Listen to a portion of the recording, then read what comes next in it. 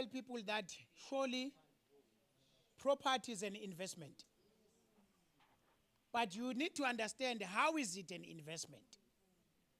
Obviously, if you are buying your home, yes, it will increase in value, but it remains roof over your head. So it's more like your home. So it's not like that one is investment, because investment, there's a time where you disinvest, meaning that you are selling the investment. So in this case, it's just your home. But you need to understand how property is an investment, and I will explain that shortly. But let's come back to the issue of first-time buyers and how to avoid mistakes that are made by first-time buyers. Number one, as a first-time buyer, you must thoroughly investigate the affordability. You may like the property emotionally. You are emotionally attached to it. But now it's out of your pockets. If you are buying in an estate, or if you are buying in apartments like that, check the levies. How much are the levies? Maybe the agent may estimate, but you need to get the real cost of the levies. How much are the levies? Special levies. Municipality rates, how much are those in terms of range? You need to understand all those elements. So there are also HOA insurance and fees that you will need to pay as part of the owner in this estate. You need to understand all those elements. But first-time buyers have a problem of not even preparing for the hidden cost. If you are buying property, to make an example, let's say you are buying 900,000 property. You will need bond registration cost of like 30,000, as well as property transfers of like 25,000. So it means you must have 56,000, actually 70,000, because you still need to register municipal accounts. That's ranging around 6,000. Beside deposit, if it's 900,000 property and you still need to put 10% deposit, it means you need additional 90,000 for a 10% deposit. So for a 900,000 property, as a first-time buyer, you need to have 146,000 additionally. So to get that money, if you are a first-time buyer and you are earning between 3.5 and 22,000, you may qualify for what we call first home finance. That is a property grant available for South Africans. So if you are to buy for the very first time, you qualify for this grant. Even if you are buying in rural spaces, you can now get this particular grant. It's called the first home finance for people earning from 3.5 to 22,000. The lower you earn, the higher you may get the grant. So I'm still covering first-time buyers. Look here. If you are earning between 3.7, it means the grant you can get can be up to 169,000. Not too bad, ne? If you are earning around 7,000, you can get a grant of 143,000. Even if you want to buy land, because maybe there's no property that will cost this much. This is just grant that will help you to cover even those hidden attorney's fees and the bond registrations. If you are earning around 12,000, you still qualify for a grant of like 105,000 or so.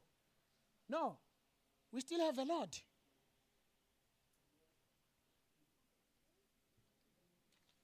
Okay.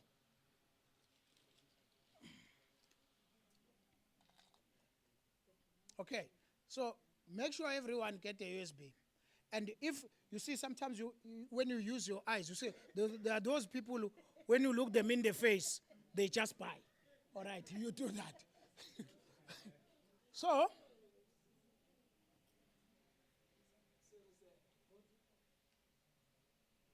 You have a question or you want to buy? You want to do both? All right, let's start by. Oh, you bought a book online? Oh, come get your copy. Come get your copy. Yeah, I remember. Yeah. Manje uyabona ukuthi zizophela.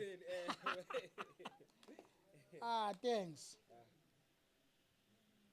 Guys, at the end we will take a picture, ne? With a book and everything, 200. So, towards the end, let's take a picture. And we will sign, yes. And towards the end, I'll be only taking questions from those that bought something. No, it's not personal, it's business. It's not personal. It's business, guys. It's called business. Are we here on that part? Nisuke kudeni? Bamba nge-mentality ke ngoba ngempela if you don't have things that will remind you, kuzoba i-ghost. Shuthi ushaya ngani nge-memory. Awukwazi ukusuka ekudeni uhamba ungena-USB ungenancwadi. Uzothi uphetheni utholeni la ubuya khona. All right? So, let's continue.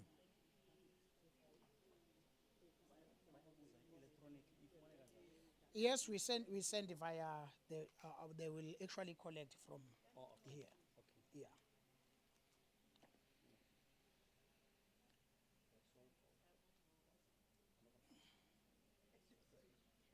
Yeah. Suze wayithenga. Nazi ya, zwile. Ngiyayikhipha imali. Ngikhipha imali icashile. Asiqhubekeni ke siye phambili ne. So, the grant, this grant, even if you are targeting a rural land, you can get it. But you must have the PTO letter from tribal authority, permission to occupy. You can still get the grant. If you are a member of a stokvel, property stokvel like that can lend you money, you can still be able to get the grant. If you can get a loan from your pension fund, you can get what?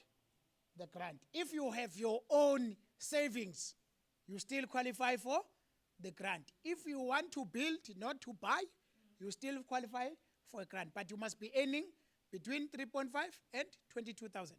If you are beyond that, then it's for first-time buyers. If you bought property a year or two, you can still qualify. But if you bought property long time ago, you don't qualify. So you can visit the website NHFC, First Home Finance. The forms are there and all the necessary information.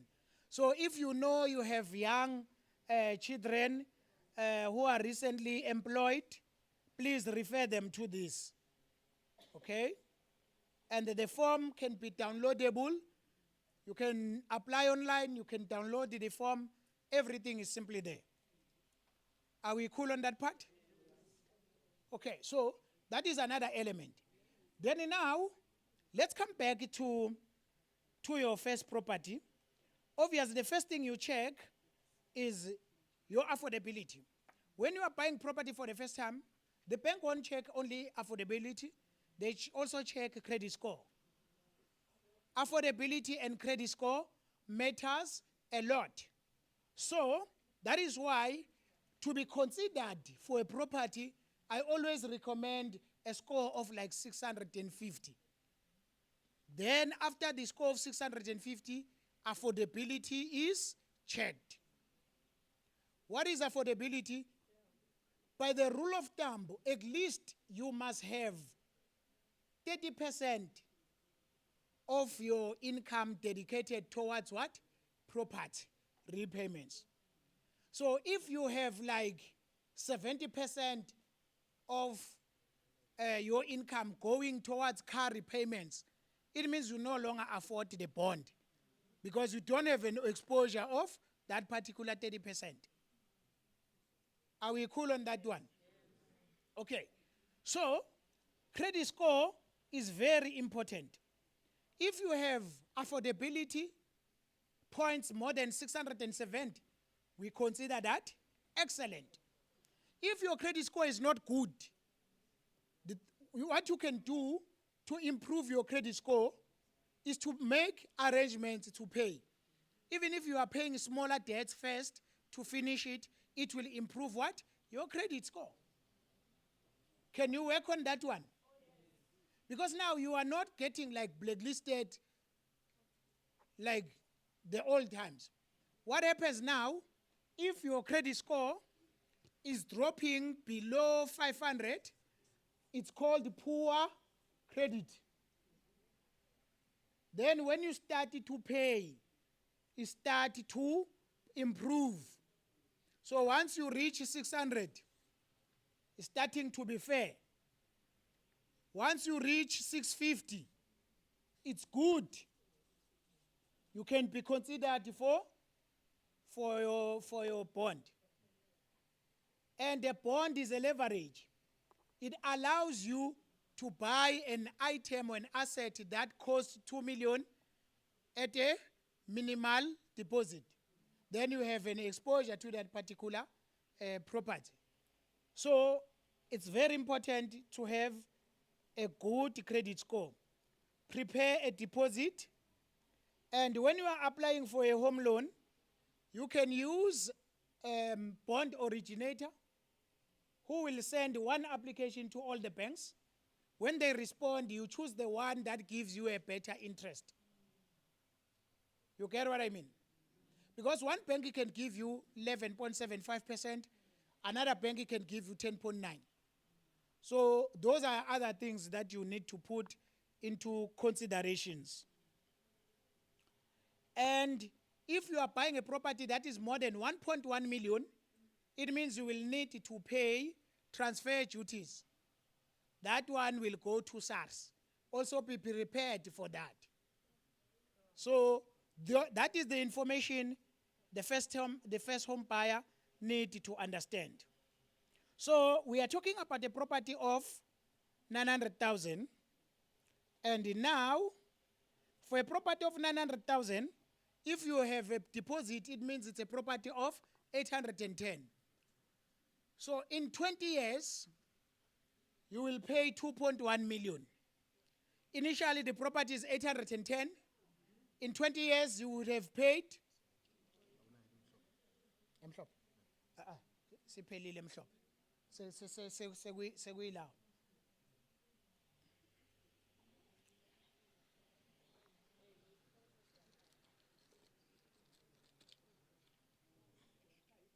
Okay, sorry about that. I was still here. Remember, when it comes to property, interest is added daily. So that is why for the first 12 years, you are more paying interest than the capital itself. More money goes towards interest. And I will teach you how to beat that. And it's in that USB. So what you will need to get here, for 810,000 property, the interest you are charged is 1.3 million. That is interest for a property of 810 in 20 years. It means you've bought a bank another property and a half. Okay? But you can beat that. You can do what? You can beat that. So if you add, let's say money that you are supposed to buy pizza, you decide to add on your bond, it can go a long way. Okay? How much can you decide to add roughly onto any amount on top of your bond? 100 rand. Okay? 500. Okay, let's start with 200 rand to make this example. So on your bond, if you choose 200 rand, it means you will actually save on interest 126,000. The interest that you would have paid, but by adding just 200 rand every month towards your bond, on a 20-year term, you will reduce your home loan by 1 year, 7 months. Yeah.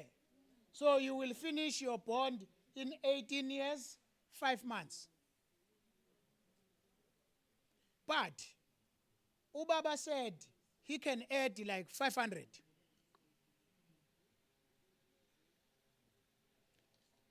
If you add 500, you save 269,000. You reduce your loan term by 3 years, 6 months.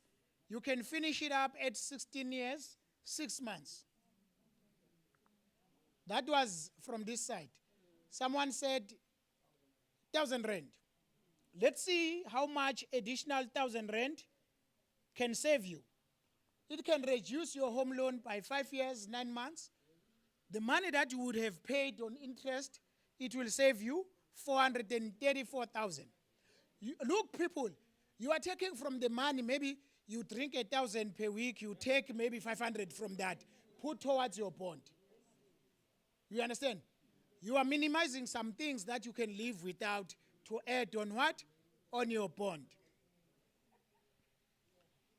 So now, I will need another water to take back to Durban. Ngifuna ukubabonisa ukuthi bukani eStern Cape bangiphuziseni bukani. Mangifa ngizobatshela ukuthi hey. And baza yazini. Uyayibona le energy ukuthi iqhamuka kapi.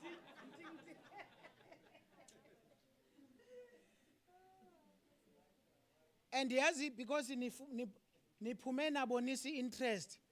Angathi sizovula ioffice la eSt London. But masivula ioffice we simply train locals to manage. Yabona. Yabona nje mina siboniso I only do Cape Town, Durban and Johannesburg. I like big cities kakhulu. So I want nina niqhubeke la. Yeah. Eh? Ngize lapha. Kufanele kuvela abatrainwe yimi. Beqhubeke la. Beqhubeke nelo beye phambili. Come again? Yeah, it's a big city, but when we compare with the other three. And the coastal, ne? Beautiful. Really beautiful and clean. Awani Durban ingcolile. Noma ku clean iside engiyibonile. Oku clean iside engiyibonile. Kodwa still I travel all over. Ingconyanyana. Amangabona iDurban is bad. Yamoshakala ne? Too many ne? Ya ne Johannesburg Central bad. Sengingona bo sentini. And then the Cape Town CBD is fine. Full of white people though. PE is too windy. Full of white people. Little bit clean. Yabona.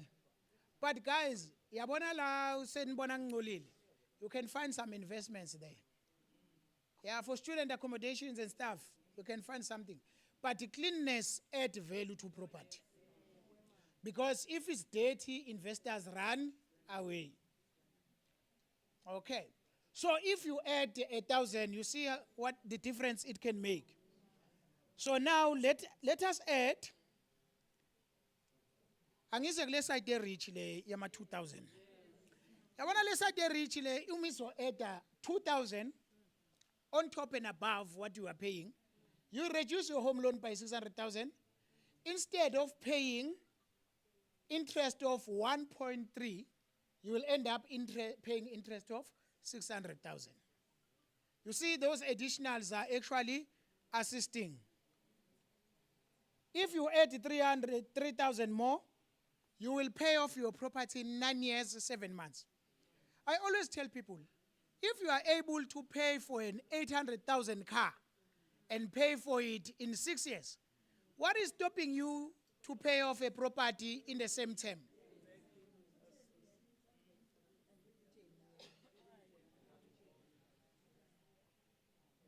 Okay, let's say the husband is paying the full bond, 8,000, because he's a man. And as a wife, you are adding 4,000 more. It means you will finish up your property in 8 years, 4 months.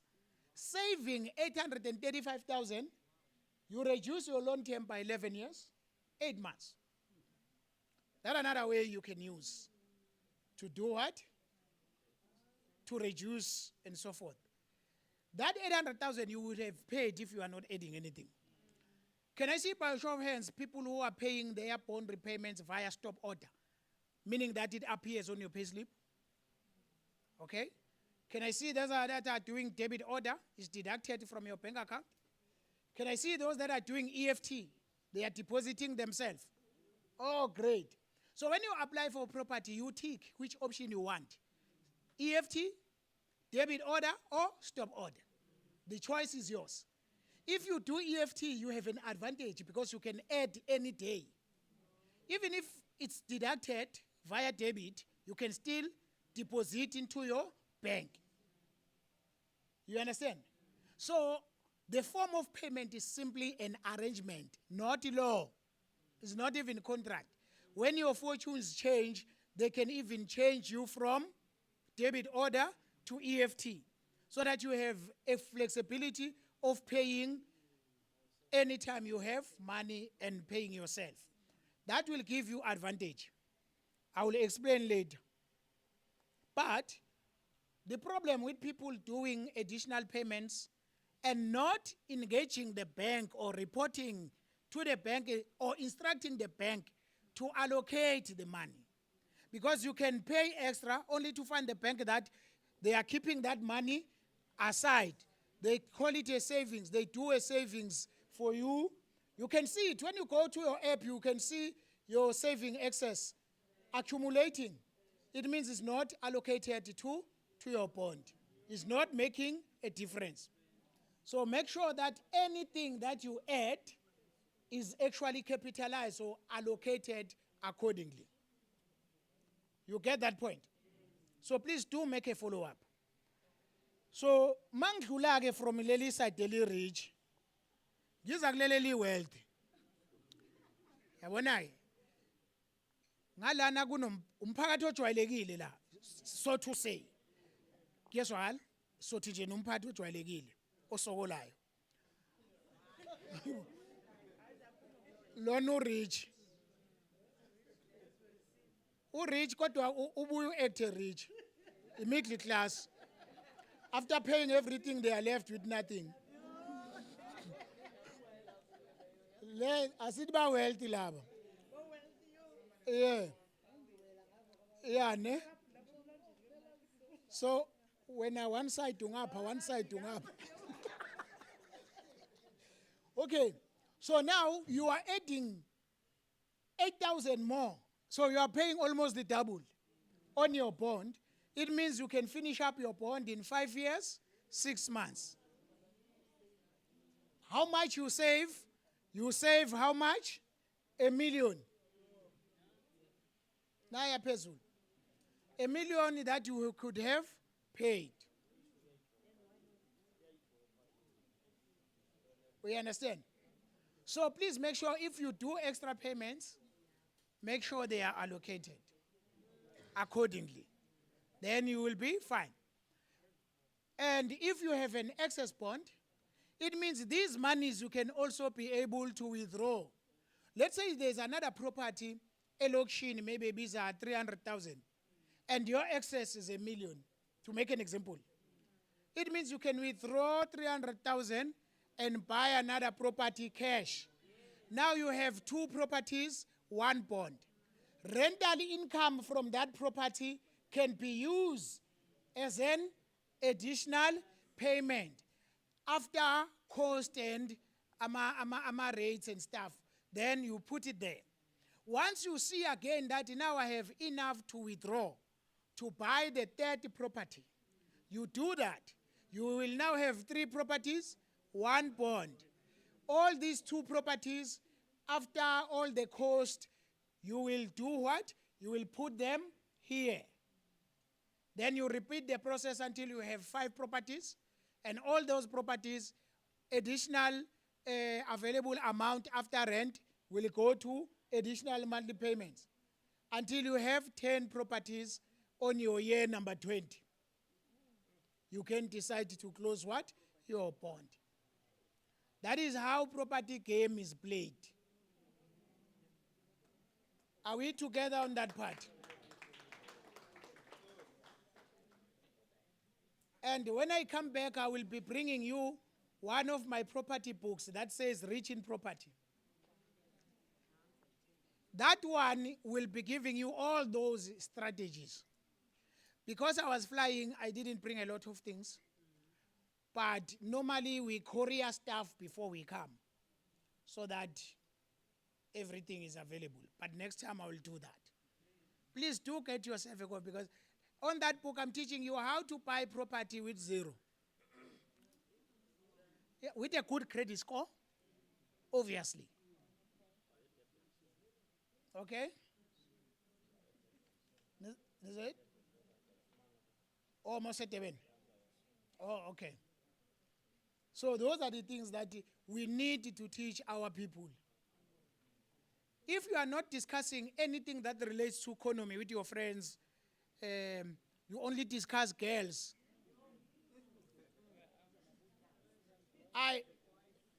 You have a wrong crowd.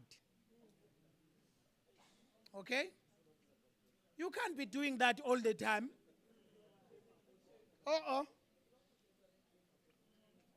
Uba discuss ukuthini. So let us be progressive. So now, before I move toward the next platform, there are 2 more topics that I need to cover, if you still allow me. How much time are you giving me? We're supposed to finish at 12. Can you give me 30 more minutes? Who's saying till at 4? All right.